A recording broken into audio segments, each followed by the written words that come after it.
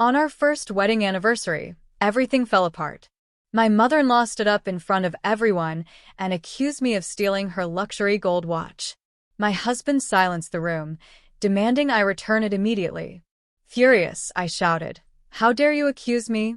But before I could say more, he struck me hard across the face and called the police. I was dragged away in handcuffs while they laughed at my humiliation. But they never expected what happened next, because I came back the very next day with a surprise that turned their world upside down. My name is Sophia, and this is the story of how my life took a turn I could never have imagined. It all started 2 years ago when I married Ethan. I was 28, full of hope, and madly in love. Ethan, a 30-year-old banker, seemed like the perfect partner, kind, supportive, and driven. I had inherited a beautiful house from my parents, and the thought of starting a life together in that home felt like the beginning of a fairy tale. At first, everything seemed perfect. Ethan and I settled into the house, and for a while, it was just the two of us. Then came Margaret, Ethan's mother. Margaret, a wealthy socialite with a penchant for control, decided to move into the guest suite temporarily. She said it was to help us adjust to married life. But looking back, I realize it was her first step in asserting dominance over our lives. Margaret was not an easy woman to please. She had a way of making you feel small without ever raising her voice. At every turn, she criticized me, my cooking, my decorating, even the way I handled household finances. "Sophia," she'd say with a sharp tone, "you really think this shade of blue suits the living room? It's so juvenile." Ethan would laugh it off, telling me not to take her too seriously, but her words cut deep. I tried my best to keep the peace, thinking things would improve with time. But Margaret's presence only grew more oppressive.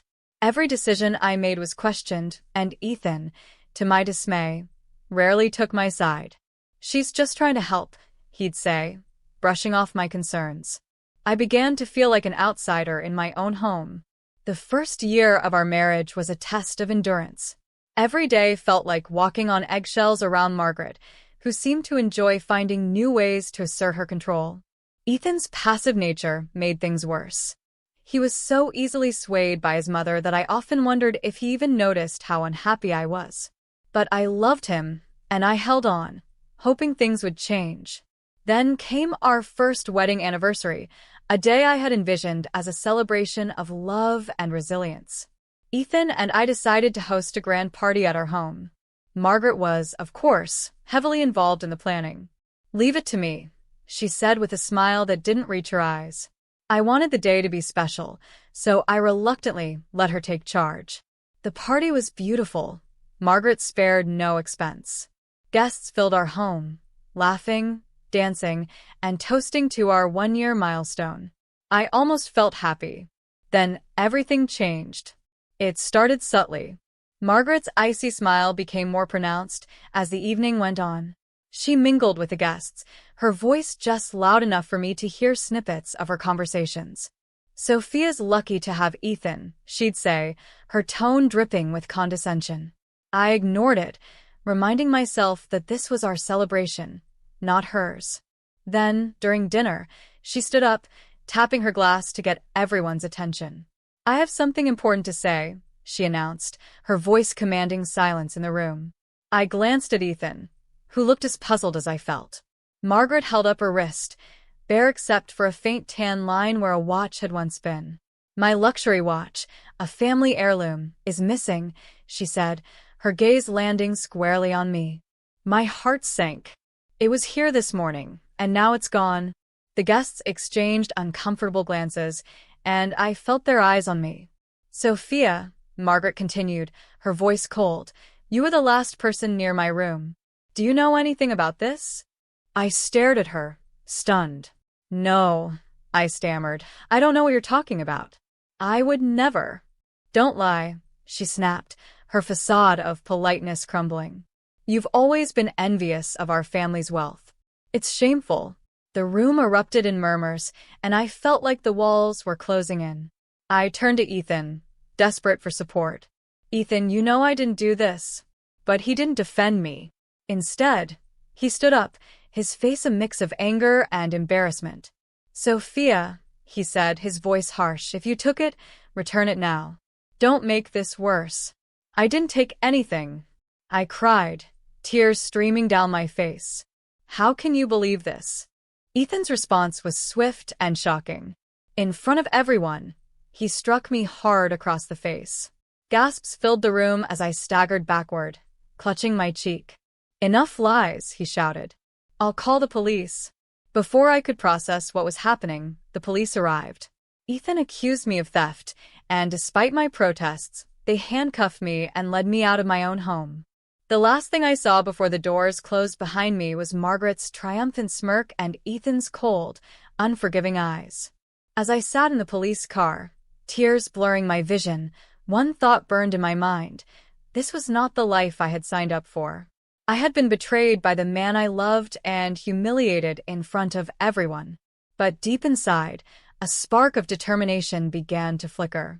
They had taken everything from me, my dignity, my home, my trust, but I wasn't going to let them win. This was only the beginning. The night I was taken away by the police felt like a nightmare I couldn't wake up from. The humiliation of being handcuffed in front of family, friends, and strangers still burned in my memory. Margaret's smirk and Ethan's indifference haunted me. Sitting in the cold interrogation room, I realized I was completely alone. The police officers questioned me for hours. They asked if I had stolen the watch, if I had any grudges against my mother-in-law, and where I had been that day. Over and over, I insisted on my innocence, but their skeptical looks told me they didn't believe me. They even searched my belongings, as if the watch would magically appear in my purse or pockets. Of course, they found nothing. The humiliation deepened. Eventually, they let me go due to lack of evidence, but the damage was already done. I walked out of the station in the early hours of the morning, dazed and shattered. I wanted to go home, but where was home now? My house, my inheritance, had been claimed by Ethan and Margaret, as if it had never belonged to me. I ended up at a small motel, feeling more lost than I ever had in my life. Sitting on the edge of the bed, I stared at my reflection in the cracked mirror. My cheek was still red and swollen from Ethan's slap. The pain was a cruel reminder of how far things had spiraled out of control. How had I ended up here? How had I let them do this to me? For the next few days, I drifted through life in a fog. Calls from friends and family flooded my phone, most of them gossiping about what had happened. Nobody offered real support, just curiosity wrapped in thin layers of concern. I didn't answer. What could I say? That my husband had turned on me, that I'd been framed, that I'd lost everything? I didn't want their pity. I needed a plan. Then, like a cruel joke, I received an eviction notice. Even though the house was legally mine, Ethan had manipulated the situation and transferred ownership to himself. He used our marriage as a weapon to take what my parents had left me. The notice was my breaking point. I wasn't just hurt anymore, I was furious. They had humiliated me, stolen my home, and tried to paint me as a thief. But I wasn't going to let them win. Something inside me shifted that day. I wasn't going to be their victim. I was going to fight back. The first step was filing a police report against Ethan and Margaret. I walked into the same station where I had been interrogated and told the officers everything. I told them how Margaret had falsely accused me, how Ethan had struck me, and how they had fraudulently taken over my inheritance. The officers listened, but I could see the doubt in their eyes. It was obvious they thought it was just a domestic squabble. But I wasn't going to let them dismiss me. This isn't just about me, I said firmly. It's about justice. They've stolen everything I have, and I can prove it. That's when I was introduced to Detective Laura Reed, a no-nonsense investigator who immediately took my case seriously. Laura was in her early 40s, sharp and methodical, with a calm demeanor that put me at ease. She promised to look into my claims, but warned me that it would take time to build a case. They sound clever, she said. But clever people leave trails. Over the next few weeks, Laura and her team worked tirelessly. They combed through financial records, legal documents, and witness statements. I provided them with everything I had: emails, bank statements, even texts from Ethan that hinted at his plans to take control of the house. It was a slow and grueling process, but I felt a sense of purpose for the first time in weeks. During this time, I also began to regain my confidence. I found support in unexpected places, like the kind woman who ran the motel I was staying in. Her name was Maria, and she offered me warm meals and words of encouragement when I needed them most. "You're stronger than you think," she said one evening. "Don't let them take that away from you." One day, Laura called me with a breakthrough. "Sophia," she said, her voice tinged with excitement, "we've found something. Ethan and Margaret have been siphoning money from your accounts into a separate trust. They've been covering their tracks well, but we have enough evidence to proceed." Hearing those words felt like a lifeline. For the first time, I saw a glimmer of hope. Laura explained that they would need more time to build an airtight case, but I was finally starting to see the cracks in Ethan and Margaret's perfect facade. It wasn't just about the money or the house anymore. It was about reclaiming my life and standing up for myself. They had tried to destroy me, but I was still standing. And I wasn't going to stop until I saw them face justice. As the days turned into weeks, I prepared myself for what was to come. The case was getting stronger, but I knew Ethan and Margaret wouldn't go down without a fight. I was ready for them. For the first time in months, I felt a sense of control. They had underestimated me, and soon, they would regret it. This wasn't just about survival anymore. It was about revenge. The weeks that followed were some of the most challenging of my life, but they were also filled with a sense of purpose I hadn't felt in a long time. Detective Laura Reed and her team worked tirelessly to uncover the truth. Every new piece of evidence they found felt like a small victory, a step closer to reclaiming what had been stolen from me. Laura kept me updated regularly, and each time we met, she brought news that strengthened the case. One day, she sat across from me in her small, cluttered office and slid a folder across the desk. "Sophia, this is big," she said. "We've traced significant amounts of money being transferred from your personal accounts to an offshore account linked to Ethan." I opened the folder and saw the damning evidence laid out in black and white. Ethan had been systematically stealing from me, using our shared accounts to funnel my inheritance into his name. I felt a mix of anger and relief. It was painful to see how far he'd gone to betray me, but it was also proof that I wasn't imagining things. Laura leaned back in her chair, her sharp eyes studying me. "We're also looking into Margaret's involvement. From what we've gathered, she's been orchestrating this from the start. She manipulated Ethan and used him to do her dirty work."